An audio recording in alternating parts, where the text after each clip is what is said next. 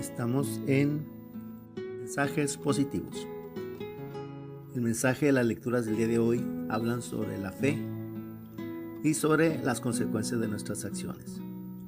La primera lectura, tomada del libro de Samuel, capítulo 4, del 1 al 11, vemos cómo los filisteos estaban haciendo la guerra contra Israel.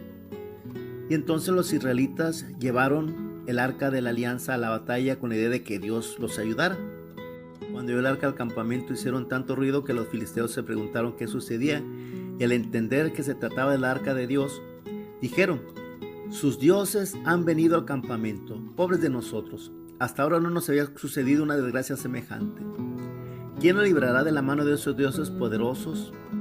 Estos son los dioses que castigaron a Egipto con toda clase de plagas. Cobren ánimo, filisteos, y sean hombres, no sea que tengamos que ser a los israelitas como ellos nos han sido a nosotros. Luchemos como los hombres. Y le echaron tantas ganas que derrotaron tremendamente a Israel. Dice el texto en esas hipérboles tan utilizadas que murieron 30,000 soldados, pero también murieron Hofni y Pinjas, los dos hijos de Elí, los sacerdotes que llevaban el arca. Y aquí entraría el cuestionarnos por qué se perdió el arca, por qué Dios no ayudó a su pueblo en ese momento.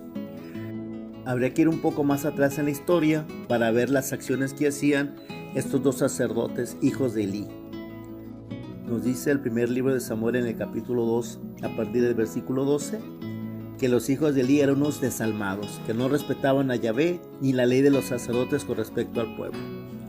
Entre las cosas que hacían era que iban a tomar carne de los sacrificios y no les importaba que no estuviera todavía bien cocinada, como se tenía que ofrecer, se tenía que quemar la grasa, no les interesaba.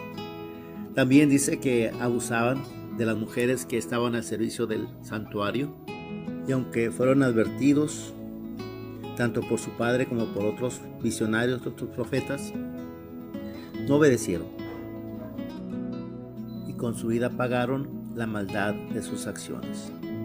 En cambio vemos en el Evangelio tomado de Marcos 1, del 40 al 45, como un leproso se arriesgó al acercarse a Jesús en medio de un grupo, porque Jesús nunca estaba solo y estaba muy prohibido que los leprosos se acercaran a un grupo de gente.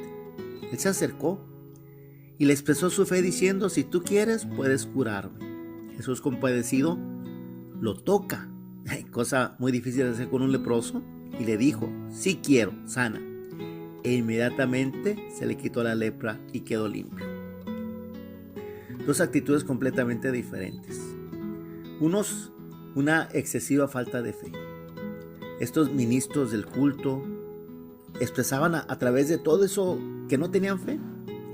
Al faltar a la ley de los sacrificios, al faltarle al respeto a las personas que servían para el templo, pues demostraban que no tenían ni tantita fe. Y por eso, pues en una situación difícil pierden la vida. En cambio, este otro hombre que vivía una situación muy difícil, porque los leprosos eran los más pobres de los pobres, despreciados por todos, se arriesga al acercarse. Recuerdan los otros 10 leprosos, dice el texto, desde lejos le gritaban, porque los leprosos no pueden acercarse a un grupo de gente. Desde lejos le gritaron: Jesús, ten compasión de nosotros. Este hombre se acerca, rompe los paradigmas, rompe las normas, rompe lo que tuvo que romper para expresarle su fe a Jesús, y eso le mereció obtener la salud. Aquí entra la cuestión para nosotros: ¿de qué tamaño es tu fe? ¿Cómo es tu fe? ¿Qué es la fe? Como siempre, es interesante irnos al diccionario. Según el diccionario, la fe es la virtud teologal infundida por Dios en el entendimiento, por el cual nosotros asentimos firmemente a las verdades divinas reveladas por la autoridad o testimonio del mismo Dios que revela. Y nos dice el autor de la carta a los Hebreos en el capítulo 11, versículo 1, que la fe es aferrarse a lo que se espera. Es la certeza de cosas que no se pueden ver.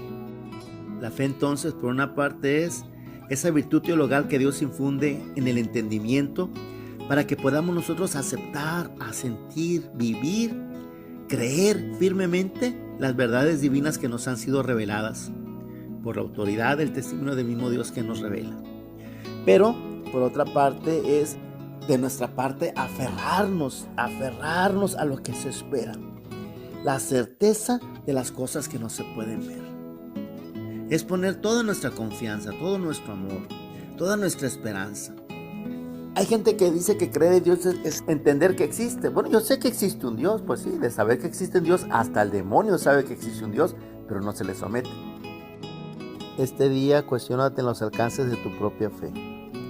¿Qué tanto conoces y qué tanto pones en práctica lo que conoces? ¿Qué tanto te arriesgas por Dios? ¿Qué tanto vas caminando hacia lo que se te ha prometido? ¿Qué tanto la fe te mueve? A mí, por ejemplo, la fe que tengo en la vida eterna y creer que voy a volver a ver a mi mamá me hace echarle muchas ganas para alcanzar mi salvación. Es de los principales motivos que me mueven a quererme salvar, poder volver a estar con mi mamá alguna vez. ¿Qué tanto tú tienes una fe que se convierte en actitudes prácticas? Interesante cuestionarnos eso, ¿no? Mensajes positivos.